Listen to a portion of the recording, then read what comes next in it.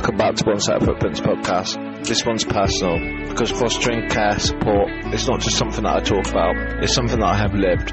I know what it feels like to need stability, to need someone to show up, to need support that actually means something, and that's why this conversation matters. Today I'm sitting down with Tracy, a foster carer who has spent 25 years opening her home to children who have experienced trauma, loss and instability, children who didn't choose their path but still have to walk it. And I'll be honest, when you've looked at it yourself, you see things differently, you feel it differently.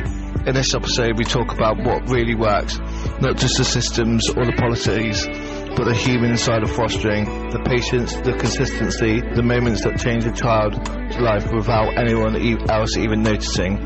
But we also don't avoid the hard truths. We talk about what doesn't work, when the support isn't there, when carers are left carrying too much, and when the system doesn't meet to the reality of what children actually need. Tracy shares what she's seen in change over 25 years and what hasn't. Because while things on paper might improve, the lived experience doesn't always follow. This is more than a conversation. It's about understanding what it really takes to care and why getting it right matters more than ever. If you're ready, let's get into it. Hi guys, welcome back to One Set of Footprints podcast. I've got Tracy here today, who's been fostering for 25 years. It's really good to have her on our podcast. I'm trying to get more foster carers rather than just foster agencies, because I had a few foster agencies recently. So it's really nice to get frontline carers' point of views and everything. So big welcome, Tracy. Can you just tell us a little bit about yourself, why you got into fostering? Yeah, cool. My name's Tracy. I foster for my local authority. I fostered for roughly 25, 26 years now. And I wanted to foster to make a difference to young people's lives. My upbringing wasn't particularly brilliant. And I just wanted to show people that there's a different way. It doesn't have to be all bad. It was basically why I got into it. What's something about fostering people don't understand until they do it then? The challenges that you face. There's challenges from all sides. But at the end of the day, you have to remember it's not down to the children you're looking after. It's down to adults that cause these problems and these challenges. And 9 times out of 10, unfortunately, parents are a challenge, when they don't like the rules and regulations that you have in place maybe, or that their child is actually being looked after by somebody else. Very difficult. And it's very difficult for them, I understand that. Yeah, it must be. It must be. Yeah, absolutely, yeah. What's been the most rewarding moment? Oh gosh, there's been lots. To be fair, there's been several. I looked after a 14-year-old who ran away and did all sorts, and eventually ran away and got pregnant. But she phoned me, and didn't hear from her for years, and she phoned me in the middle of the night one night. Her daughter had become seriously ill, and I was the person she phoned, and I hadn't heard from her for a very long time. And since then, I've actually been to her wedding, which was really nice. Oh, wow. I've got children that come back for sleepovers, all sorts. It's just giving people the opportunity to do the best that they can and understand the world a little bit more. It's great. It's really good. It says something a lot about you if they're coming back to you as well. When they're they come back for sleepovers and visits and all sorts, yeah. And able to as well, because obviously a lot of care, this happened to me, a lot of care and support stops when you're 18. Yeah. So to have that support going forward as well, and to be able to come back, it's that's awesome. It's amazing. What's been the hardest part emotionally? The hardest part is always having to say goodbye. It's always having to let them go. You can't not get attached to these children, because that's what they need. They need to be loved and they need to be nurtured. And, you have to say goodbye. There comes a time, no matter what the circumstance, that they will leave you. And that's something you just have to prepare yourself for, because it does affect you, and it does affect your family if you've got birth children of your own. That was the most difficult I found, was the way my own children felt when people had to leave. Yeah, so you've got that relationship with them too. Yes, yeah, they have. And unfortunately, social workers don't tend to take that into account. I've been fighting my corner for some contact to remain after children or young people leave, because the thought of them just cutting off, that's somebody else that's disappeared from their lives. Yeah. And it just isn't right. It doesn't sit right with me. It's feeling that rejection all over again, and absolutely it is. Yes. Yeah, absolutely it is. Yeah. Just because I wanted to talk just a little bit about the children's experiences that you deal with. Yes. I know personally, obviously, being in like care and then eventually adopted, most people in like who sadly do go, or children, sorry, who sadly do go into care have experienced quite bad trauma. They have. Whether it be abuse, neglect, whatever. How do you build trust with that child and like who's been let down before? Because that must be like quite hard. Because I was thinking about this with me when I was like from 18 months to 4, I was in care, and I went to a lot of different foster carers. So I was on guard a lot, and like reading when I was obviously speaking to you before, and I was saying about reading my care records, I read about like going to different like foster like families and what I was like. Yeah. So yeah, how do you build that trust? Well, it takes time, obviously, and I listen to what they have to say. That's if they want to talk to you at all, which, a lot of the time they don't. They come in because they resent having been taken away from parents, which is totally understandable.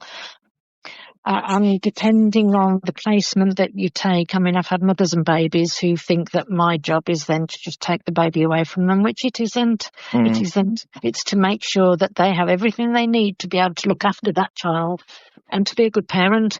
But it just takes time.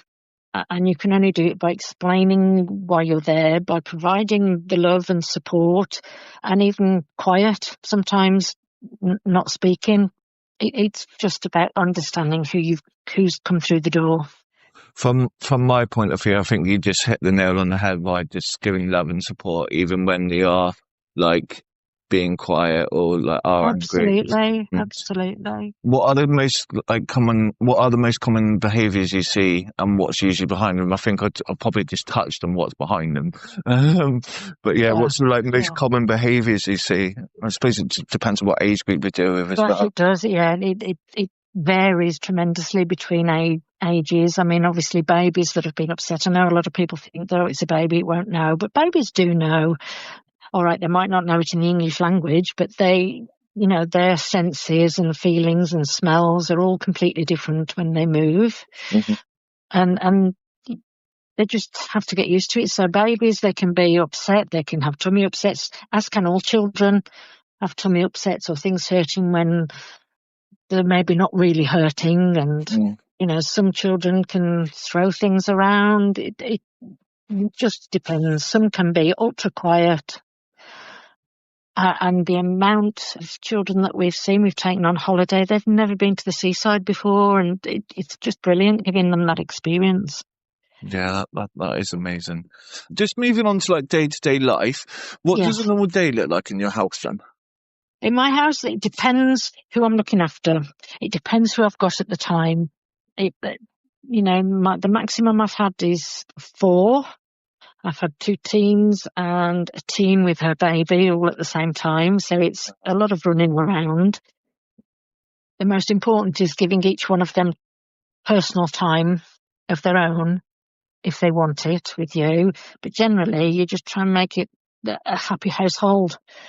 There is a lot of running around because you have to do family times and different things and who's at school where. But yeah, it's generally... at the end of the day, I like to make sure we all sit down together to eat so that we can talk about the day, or if there's anything, or if anybody's not getting on with anybody else. But touch wood, it's always worked out quite well. So this kind of comes into the next question, by what like you said about obviously sitting down with and having a family meal, basically. Yes, yeah, How do you manage routines, boundaries, and discipline them? Because I suppose the boundaries of disciplines must be quite a hard one, because obviously we've already just touched on, obviously they're traumatized children, bless them. So yes, they are going to have struggles with discipline and yeah, they are. anger and that. Well, and even boundaries, because probably being able Yes, to push boundaries or whatever. So yeah, and how do you deal with that? I just stand firm. My boundaries are my boundaries, but I don't allow phones or Xbox time or anything after 8 o'clock at night, because I think they need to come off it a couple of hours before they go to sleep, or an hour. They're not allowed things in their bedroom. I mean, they have, touch wood, all of the teams that have been through abide by that. I think I've only had one that didn't. And at that time, it's like picky battles. It's not worth it sometimes to get into an argument about it. But you have teams that are on drugs, teams that smoke, all sorts of things.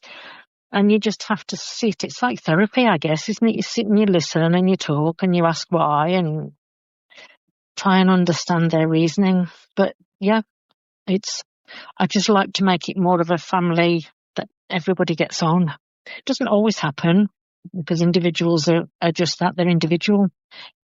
Yeah, it's hard because obviously each child has an individual story, don't they? So Absolutely. and They're so all obviously, completely different. yeah, and they react to things differently and all that They lot, and then do. it's what comes with it as well. So As yeah, long no, as you're able to explain to them that, you know, Joe Bloggs's life has been different to their life, which brings different sets of behaviours, and and that's just what you have to do. You never tell them what the issues are, but you try and explain to them, because obviously in their lives they've only seen their problems. yeah, no, Other definitely. people have different problems. Yeah, Yeah, definitely, and I think they're blamed a lot for their behaviour, absolutely. Yes, they whether are, that's at school or and whatever. and it's sad, because it's, at the end of the day, it's all down to parents, is my view. Parents have raised them, and they've just been allowed to do whatever it is they've been allowed to do, and then not a lot of them don't have boundaries at all, Yeah, which is a shame. And I think they thrive better with boundaries, because they know where they stand. They're allowed out, they're allowed to do this, but they have to be back by a certain time or whatever. And certainly the young lad I've got at the moment does respect the boundaries. He doesn't like them, yeah. but he knows he's loved, and he knows that everything I do is in his best interest. At the minute, we're nagging about revision for mocks, and he hates it. But at the end of the day, as I explained to him the other day, my life would be so much easier if I wasn't bothered about his mocks. Yeah, I yeah, could yeah, just ignore it and let him carry on, but I won't. yeah. I won't do it. It's not going to affect your life at the end of the day, is it? No, it isn't. No, It's going to no, affect his, and it is. you're the one And trying to support, get through it. I can't sit by and let him throw it away. This was what, you brought up, Mox. Yes. What experience have you had with schools and your children, going to school and doing well in school or not doing well in school? Because I was quite badly behaved in school. I was eventually kicked out in the end. Yeah. It all worked out because Yeah. I've obviously got my own business now. But Yeah. so yeah, no, I was just wondering what support your children would get in secondary school or primary school, Yeah. if any. They do. And because we have regular meetings about their education plan and whatever, we listen to what school has had to say. And if school have an issue now, and this is secondary school, they will email me. I work very closely with the school, because I think it's important. I don't want to see their education suffer because of how they're behaving. Mm-hmm. And all the issues are known at different meetings between school, and then we try and find plans to put in place to help. And the child I've got at the moment knows who he can go to at school if he needs to, and he does use that. Okay. And he also gets mentoring from a sports person, which he interacts with very well. Good. So yeah, I think it's just a matter of working with people, and where necessary, challenging them. If they're not doing what you think they should be doing for that child, then you challenge it. Yeah, and I think that's what some people are afraid of sometimes is challenging it, or like trying to force things into place. So like when I was younger, because of my behaviour and that, I went to a place called Families for Children. It's closed down now. In Right. Buckfast, local to me. Yeah. And was told that I would need this support, like with the relationship with me and my adopted mum, which she refused. But then nothing was actually like forcefully done. Well, I think if something's raised because of this trauma, then something should be done. Absolutely. And this is it needs to be followed through. You can't just let it go. And that's, I see that as part of my role. It's not really a role. It's what you should do anyway when you're looking after any children. If something has been suggested to be put in place, then you have to make sure it's put in place and don't let people let it go by the wayside. Yeah, no, 100%. Yeah. But obviously, just talking about like obviously education, then which involves the system. How is your experience working with social workers and other agencies? Okay, well, I work with all of them, and I attend all the meetings. But sometimes social workers, and I know they're busy and they're overloaded, but it has all, to me, that's changed, and things that they have to do now just seems almost like a tick box. It doesn't actually seem about the child.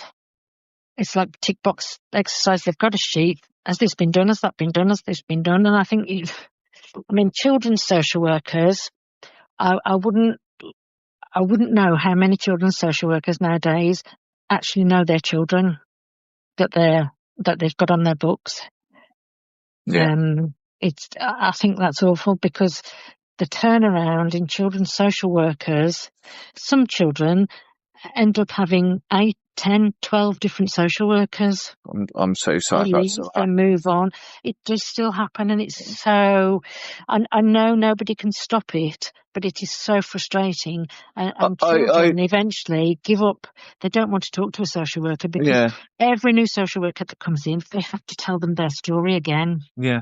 Where it's missing down. This is what I don't guess about it. Yes, you can't help the turnover of social workers, because social workers leave for whatever reason. It might not even be because it might just be personal reasons. Yeah. So, but why isn't there a proper handover? Why isn't that social worker then forced to speak to the next social worker and tell that person all about the children that they have on their caseload? Exactly. It's not rocket science, and it's so many things that are like easy to fix, which aren't. And that's what I'm seeing over the last year of doing this podcast. There's so many little things that they could easily fix, but don't, and then pay the cost for them. And that's the other issue. They say they haven't got the funding or the money, but they do, because you look at you know this yourself, Tracy. You look at any statistic, because you would have been dealing with these kids. Any statistic, care leavers are one of the highest. Prison, addiction, homelessness, and there's such a small population. So you really we as a country really need to look why that is actually happening. And that's what I want to shine a light. But it does sadden me that still happens, because that happened to me, and I think I find it dangerous, because social services were involved in my family for 8 years prior to my birth. I would believe if they spoke to each other, I would have never been born into the family I was, and I've never been abused. So it's it's so difficult. And when you're on like the receiving end, like you were, or the caring side of it, like I am, looking in, you just want to go in there and sort it all out and put it all in order and tell them what they should be doing, but it doesn't happen. No. It doesn't happen. We get called, oh, well, you're professionals, you have to do this, there's the reports we have to do, and this, that, and the other, and the training. But then they can turn around another time and say, well, we've had a meeting of professionals. And I said, well, hang on, where was I? Why wasn't I invited? You know these children inside out. You're with them 24/7. Yeah, and I don't know why they don't communicate with you more, No, I don't. and to support that child. I don't know. It's like I said, it's sad, and like I think they're just shy of spending the money on the child for support, and then but are forced Yeah, to like later. Like yeah, I don't know what it is. It's something that like irritates me, because when I have conversations with my local authority or my local adoption service, they're like, "Oh, don't mm. worry, Matt. It's changed now. It's not what it was like when you were a child 30 years ago." Like, But there are certain aspects that are, yeah. and some are better, but a lot aren't. And it just seems to go around in circles. They start off, you get one person come in who's managing the teams, and then they change it and it all goes to this way, you've got to do it that way, and this. And then when they leave and somebody else comes in, it goes back a different way, and it just goes, the same things keep going around in circles without actually making any big difference. Well, that leads me on to my next question, the aspect of you've been fostering now for over 25 years. Yeah. So it's a very long time. You nearly would have been a foster carer when I was born. So what changes have you seen, if any, for good or bad? A lot. I've seen a lot. When I first started fostering, we just had the children. The social worker came, they saw us, they chatted, and they seem to be coming more often than they do now. The children swapped schools, and if they were going to be with you for any length of time while the assessments or whatever was happening was being done, they would change schools and go to a local school to you, or they would be taken to their school. But now, foster carers, in a lot of regions now, they get, what's called a retainer, because they're all classed as self-employed, so you have to do your own tax thing, but you get like a retainer, which you get sort of every week, which ranges from 50 to 250, I think. No, yeah, to 250, yes, something like that, depending on your skills levels. Whereas then you didn't get anything. So in that aspect, it's better, but you have to do a lot more now. You have to supervise family time contacts, the reports that you have to constantly do every week. You have to send in your record sheets and your mileage and all sorts of things. If anything happens, it's not, I know they say they've got to be treated like your own family, and I agree they should be. But you can't. No. You can't. Because, for instance, I had one child who was very into drugs, and had that been my child, I would have locked the front door and taken away the key till the morning. But you can't do it when you're looking after another child. You have to just leave the door, let them go.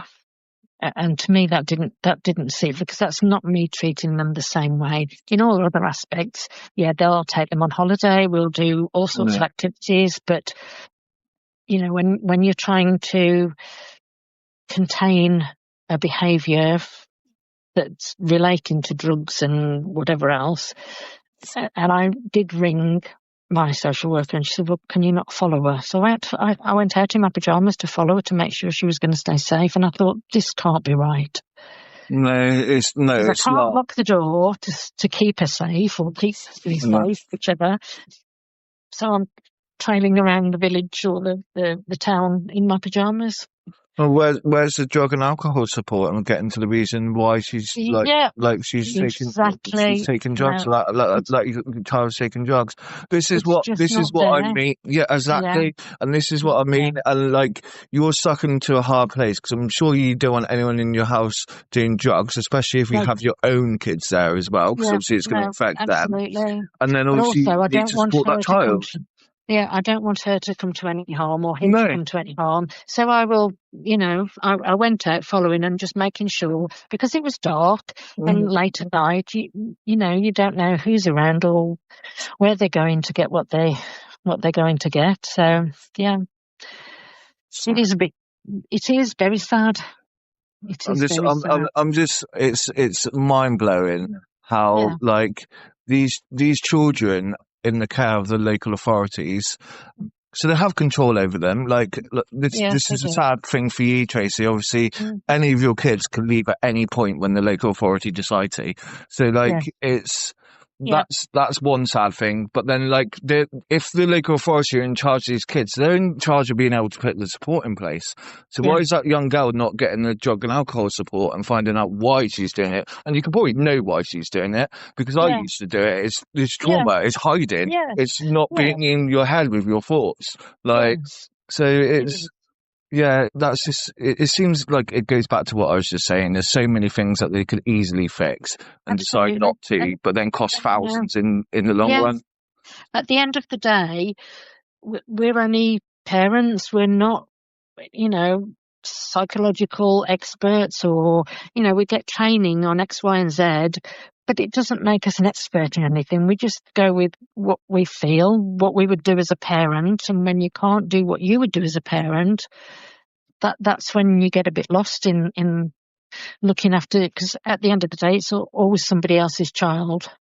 Yeah. That's just the way it is.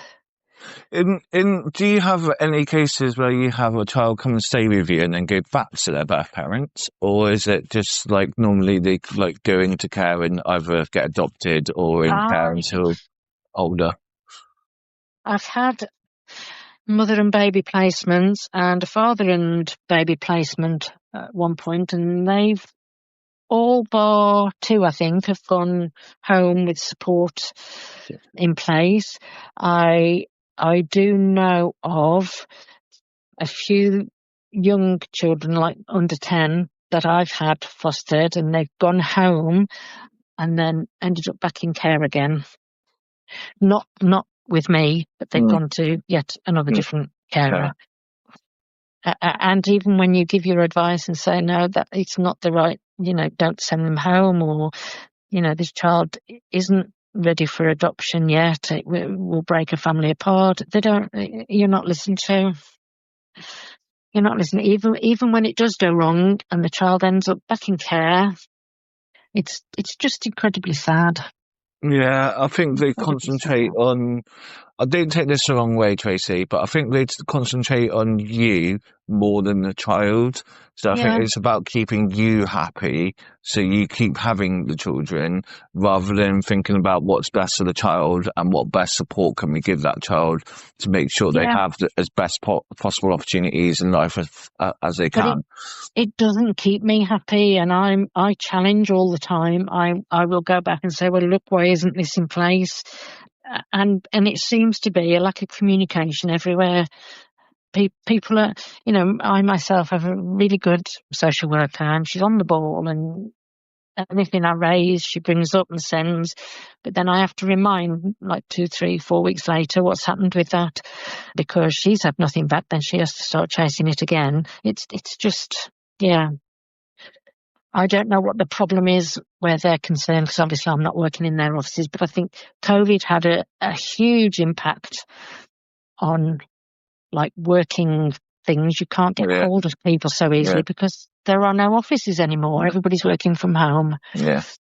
So it's difficult, very difficult. Yeah, no, definitely. If you could change one thing about the care system, what would it be? And we're probably just talking about it, but yeah, what would it be, Tracy? About the care system, I think the help for these kids needs to be there from day one. I know that's difficult as well, because until the children and young people have been in care for a while, you don't know always exactly what that help is going to be, what it's going to look like. But you do know within a fairly short space of time. I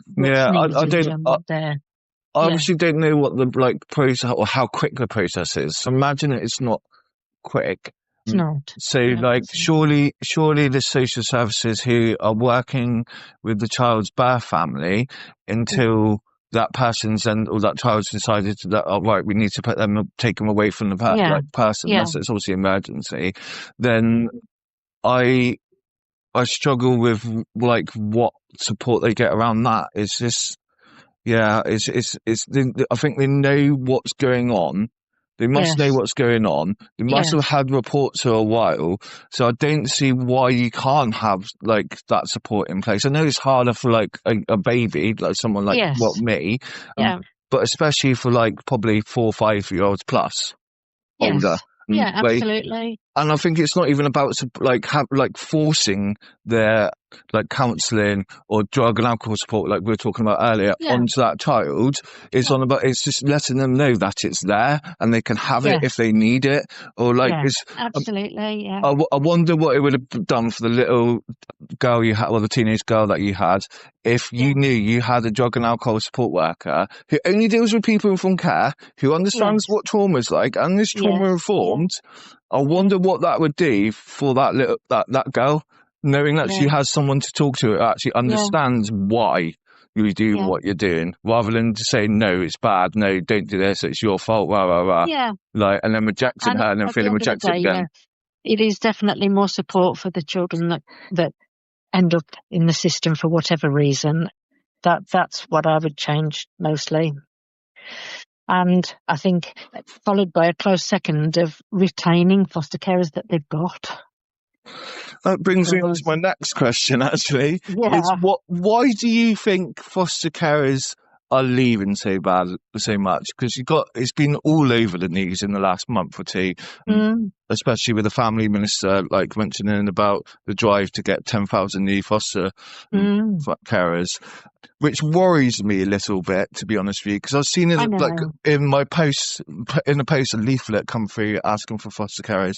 So I'm worried about them actually lowering the expectations of Yeah, foster carers yeah, to yeah. then get more foster carers, if that makes sense. So they're not going through the same Yeah, scrutiny as what they were absolutely. before. It's it's people. What I've seen recently more of are people coming and training and being approved foster carers, and that's no easy feat. Your life is delved into quite a lot. They need to know everything. They talk to people. They talk to your own children. If you've got any ex-partners, they talk to them. So they do get a good idea of what your family and your support network are like. And why are these new carers coming in and then having a child? And I think they're realising the support isn't there. And then, or I know one particular carer had a child who did have severe trauma, and I think they did 18 months and kept asking for the support, and it didn't come, and they resigned. And I think what a shame. What an absolute shame. They had a really good bond with this child, but because they weren't getting the support that he needed, they resigned. Sad. It So is sad. sad. I wonder if there's that fake promise as well. So when they are going through panel and all of that Yeah, to also go through, it's yeah, yeah, you are going to get supported. I don't just use yeah, an example. Don't worry, Tracy. We'll make sure the child gets this and this. yeah. And I And then think it that not happening. must be it, mustn't it? Because whenever you look at any, be it agency or local authority, they list what they give, what they expect, and what they're doing for those children, and yeah, it's sad that it doesn't happen. Maybe foster carers or new foster carers have a bigger expectation than is actually there. But in fairness, why shouldn't they? They should have that expectation. No, That's the only thing I can think, like the local authority are responsible for these children. Where is the support for those children? I know they keep saying all these local councils and authorities are thousands, if not millions, in debt, but that shouldn't affect looking after vulnerable people. no, not at all. No, not at all. It should be. It should happen because then it will prevent the costs later on down the line. Yeah. And it's scary, the cost later down the Yes, line. absolutely it And is. they need to support foster carers and the children better Yeah. to avoid residential care, because that's another Yeah. heavily cost on the It taxpayer is, as yes. well. Well, that one child I was talking about did end up in residential, but yeah, it's just very sad, and it's not the kids' fault. It's not the children or young people's fault at all. I don't know. I don't know what else to say about that because it is incredibly sad, and I carry on with it regardless, because if they don't have you, who else do they have? Yeah. No, I'm blown away with the support you offer and what you do. You're basically a mum to them, Tracy. Yes. And it's Yeah. like, as a dad myself, I can see that. And no, I take my hat off to you, and that's coming from someone who was in care and was Yeah. adopted. So I wish I'd have had you when you were 18 months to 4 years old. I had someone who was like, I have in my records that someone who was had been fostering for over 30 years, and they said that I was Yeah. one of the most difficult children. So yeah. I used to like run. I was horrible, Tracy. I used to sleep. I used to sleep beside like foster carer's bed because I was worried about them leaving. Yeah. For the first few months when I was adopted, I used to do that as well. But I don't think there's a difference between. I realised this recently. I think there's a difference between being in care for quite a while and the support you could get compared to being adopted when you're young. And I think once you're adopted, obviously because the adopted parents have then got legal parental rights over you, Yes. you're left a lot. And I Yes, think you are.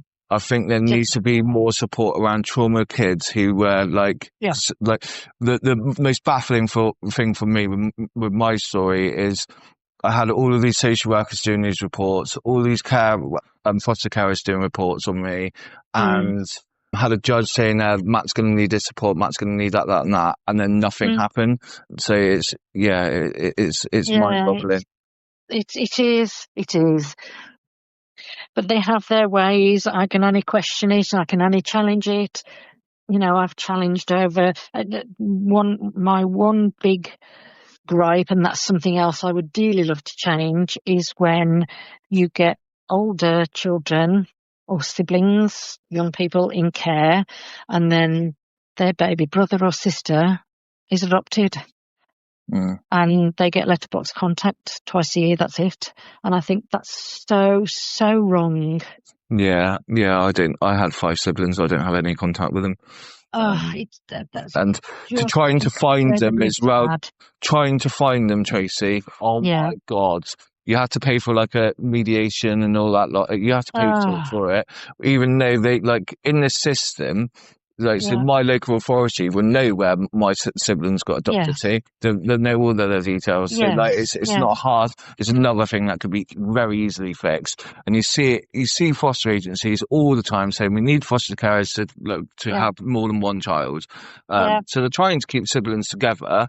But I don't think enough's been done in the past, and I think it's really coming to roost now. There's so many little things that they can fix. I mean, support getting care records. I mean, it's not letting siblings have contact once one's been adopted is just, it's cruel. There's no other word for it. It isn't fair. It's cruel, especially when they've been having regular contact up until then. Yeah, definitely. I've got one last final question because I know you've got a busy afternoon. How do you hope your story will impact others? I hope more people will. I don't want to say anything wrong. I mean, I hope it opens people's eyes that they come into fostering for the right reasons. They have the right expectations. It isn't an easy job at all, but it is so rewarding, and it just. You hope makes that difference to that young person or child. Yeah, and that's all. You can't do it for any other reason. It's definitely not a well-paid thing. It's, it just isn't. You've got to care. You've got to care about what you do, and you've got to care about the people that you're looking after. Yeah. 100%. That's amazing, Tracy. Thank you so much for coming on. It's been a real pleasure. That was Tracy, and honestly, conversations like that stay with you, because fostering isn't just about giving a child a place to stay. It's about giving them a chance to feel safe, to be understood, and to start rebuilding something that may have been broken long before they arrived. And for me, that hits home, because I know what it feels like to need that support. I know what it feels like when someone shows up and when they don't. And that's why these conversations matter so much. What Tracy has given over the last 25 years, you can't measure that. The impact, the consistency, the care. It lives on in every child that she has helped along the way, and I thank her. But it also reminds us that there's still more to do, and we keep that conversation going. In the next episode, we'll be joined by Dan from Epic Fostering, bringing another aspect on support, the system, and what needs to change moving forward, and what Dan is doing about it. And it is a cracking podcast. If this episode has made you think, reflect, or even question things, then it's done exactly what it's meant to do. Thank you for listening to One Set of Footprints. If you found value in this, share it with someone who needs to hear it, because there's more we talk about it, the more chance we have of guessing it right.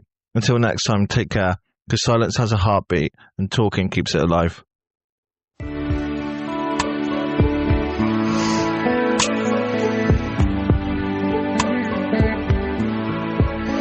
Please like and share. The bigger the podcast, the bigger the guests.